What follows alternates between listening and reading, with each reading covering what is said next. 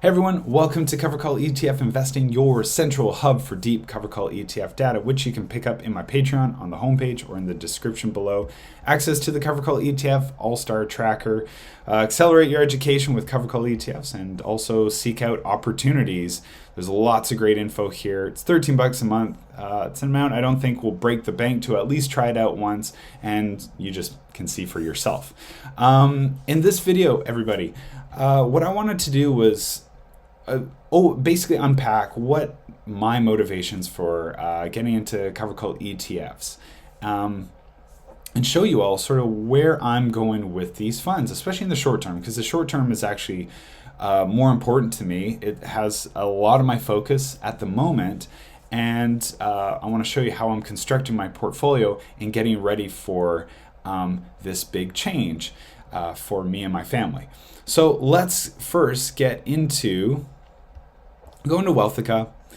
This had been, in my opinion, a really great aggregator tool, but there's been some stuff with pricing and certain aspects of this tool that haven't really worked out. In later, I'll kind of touch on that, but nonetheless, it had been for me a really great aggregator tool to also show more of my portfolio in greater detail. But in this case, what I wanted to show was just how the portfolio for me has grown over time. I joined Wealthha back in early 2023, and over the course of 2023, basically through contributions and price appreciation and reinvesting the dividends, that basically $109,000 to start 2023 has turned into $167,000 today, and we're not slowing down anytime soon. The continued contributions, price growth, if we can help it. I like to say that with CoveredCall ETFs, I'm, yes, yield focused, but leaning growth. Okay, yes, I'm very much into the income first and foremost, but I also want the funds to grow if possible. Okay, so now that we've seen that on the growth side of things, let's actually look at the income side of things, which, by the way, I post, if we go back into the community tab here, while that's loading, because I know I'm not going to do a video every single month, every week I put out this weekly portfolio performance post, and it shows you price return of my portfolio along with my total return versus other index like the NASDAQ 100, the S&P 500, the Dow Jones Industrial, and the Canadian index, the TSX. Every month I'll put out, which I just recently put out, an income report just showing you all just how much I've made in each month, show you how it's growing over time. And anyway, so I want the community tab to be a good tool for you all as a reference to see what someone investing 100% of their money into these funds actually looks like. So that's important to me. The transparency aspect of it is absolutely vital to give you all the confidence whether this is a legitimate strategy for you or not. So as we get into the income tab, we can see here, we won't spend too much time on it. To start 2023, you can see it was pretty choppy. That's because I had a variable distribution in XYLD. Sometimes it paid out twice a month. And then I had HYLD. I had two funds back then.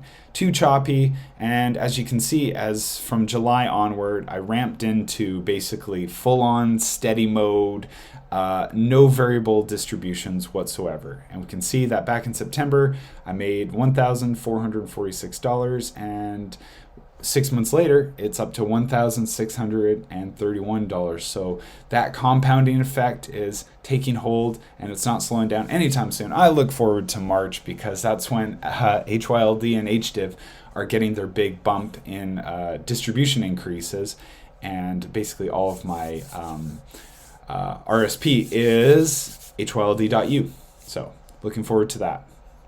So now that we've seen that, we'll move into, actually, you know what? Let's look at performance of the total return and just touch on a little bit why I don't use the indexes in here, although I used to, and that those used to be part of the community performance posts that I would put out. So since I joined Wealthha, you can see total return, the portfolio is up basically 23%, which is incredible. Again, if I add in all these other indexes, you can see that they just kind of go flat over time. So as an example, let's move this all the way to January 2024, right from the beginning. And you'll see why I don't use this anymore, if it would load. Okay, so there you go. For whatever reason, the indexes are no longer helpful, so I got to use a different index when it comes to that stuff. And so now, since I am $167,000 in, and hopefully showing that this strategy has legitimacy behind it, where am I going with it? Well, as it turns out, in 2025, my wife and I, with our 3 kids, we're planning on selling our condo, and we are going to be actually going into a rental. We are foregoing home ownership. We live in Vancouver, and if you live in this city or are familiar with this city, it is one of the most expensive places on earth to live, to own a home. I have no hunger for having a $1 million mortgage, or I think at this rate, I mean, I would need like a $1.2 or $1.3 million mortgage just to afford a house. And so that is out of the question. So I started asking myself, is it possible to get into a house some other way? And as it turns out, there is, with no debt. Which of course involves CoveredCall ETFs. So we are planning on taking all that money, all the equity in our home, we'll invest it in these CoveredCall ETFs. I think by then I'll probably have roughly a $400,000 portfolio by next year, which I'm going to use to offset the cost of any rental. And at that point, I'm going to essentially be shelter-free, rent-free, mortgage-free.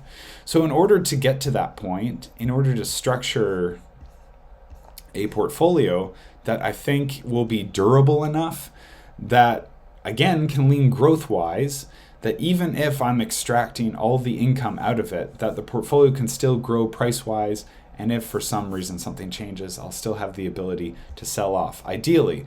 So what I've recently done for my TFSA is I've restructured it with this tool called Passiv. It's a rebalancing portfolio tool, free. And what it allows you to do essentially is set targets. You want a certain fund to have 7%. You want a certain fund to have 17%. And then it tells you, well, what do you actually have? And then up here, in this area, it'll show what you need to buy to hit those targets. Even if you have, say, 10 to 15 different funds, it'll just prioritize whatever has the largest gap that I've noticed. So you all can, as we go through this, you know what? Let me move this up here. And what you can see is, say, BKCL. Right now, I have a target of 0, but it's actually 4%. It's not because I'm giving up on these funds. What I'm actually planning on doing with my TFSA is making it solely US focused. So US funds, no Canadian funds in here. I'm going to save that for a taxable account so I can take advantage of things like eligible dividends, capital gains inside of a non-registered account. So BKCL will absolutely be a part of my portfolio, but it'll be in simply a different account. So I'm essentially going to just let it diminish. It'll become less and less over the next year or so. It'll become less and less. And you're going to see that with all these other funds. BMAX is, again, fairly North American with some global centric funds inside of it. So I'm giving it a target weight of 7%. Call I'm going to be giving up on entirely, simply because I just want more of the all-in-ones. Narrow the portfolio down to just a few, and then basically just go from there. Maybe use some sector funds, as I've used with funds like BKCL, as yield boosters if possible. But we'll see. Again, this is sort of what I'm thinking about for now. 0% ENCL. It's that's going to be part of the non-registered account. HDIV I will keep for a target of 17%. HDIV 17%. HMAX is going to head to the non-registered account eventually. HTAE will probably, as far as the sector fund, it's going to be the only one in there. This is what is going to be both probably the anchor, but also the rocket ship of this portfolio. With a 25% weighting, I believe that, yeah, tech is going to see some outsized returns over the long term, I think, as far as GDP growth is concerned, or domestic growth product output. You're going to see growth from the technology sector as we have for the past, basically, decade, 2 decades or so. So I will hold that for the long term. It's not, HTAE, I think, has just dipped below 10%. So I think my average yield for it is probably 11.5. But when opportunity comes, I will strike and help get that towards the 25% target. HYLD will be at 17%, UMAX down to 0, and again, USCL currently with 14.6%. I'll let that diminish down to 17%. So like I said, anything Canadian, any Canadian funds invested in Canadian companies will head to the non-registered account. There's nothing wrong with any of these funds whatsoever. I like them all. They all have their own purpose, but for me, I find the Canadian funds are really more driven purely for income, and I think it's the US stuff that has more opportunity for growth. So there will be a much bigger, I would say, focus on that inside the TFSA. Again, for tax purposes, I'm going to be putting that inside of a non-registered account. So that's what that looks like so far. This will also be the portfolio that helps basically pick up the rental costs down the road and allow these items to grow on their own. So let's actually get into what I can actually get in my target neighborhood for around, I don't know, $3,000 to $4,000 a month. Now, I think for many, seeing that rental cost must be like, that's insane, because most people I talk to they rent things out in the $1,400 range, $1,600 range, $1,700 range. We've been told that there's a rental crisis. I'm telling you, there's no rental crisis at this amount. So if you can afford it, if you have a portfolio, well, for me, if I'm going to have a portfolio that could support basically taking this cost off the table and getting into something that's larger, potentially a bigger property, then yeah, I'm absolutely going to do it. Yes, I forgo home ownership, but again, I want to own the economy and be diversified across the economy and not be so focused on just one thing, which is real estate. Trust me, I'm not anti-real estate. My family and I have been doing renos and basically revitalizing homes, flipping them in the 2010s. I was doing that for about 7 years. So I'm no stranger to what it takes to actually, what it takes to build a fixer-upper, or I should say, purchase a fixer-upper, fix it up, and sell it, and then repeat. Plenty of condos, plenty of townhouses, plenty of houses we did as a family back then. But I just wanted to highlight, like, what can you actually get in a nice neighborhood? This is where I live, South Surrey, which is basically the corner outpost of BC. But you can get some pretty nice townhouses. There's a few houses in here, and you'll get more townhouses, more options for townhouses than actual houses. But for what I'm going to be anticipating, which is a $400,000 portfolio at that point, at, call it an 11% yield roughly by that point. I mean, if it doesn't take care of this entirely, maybe a little bit comes out of pocket.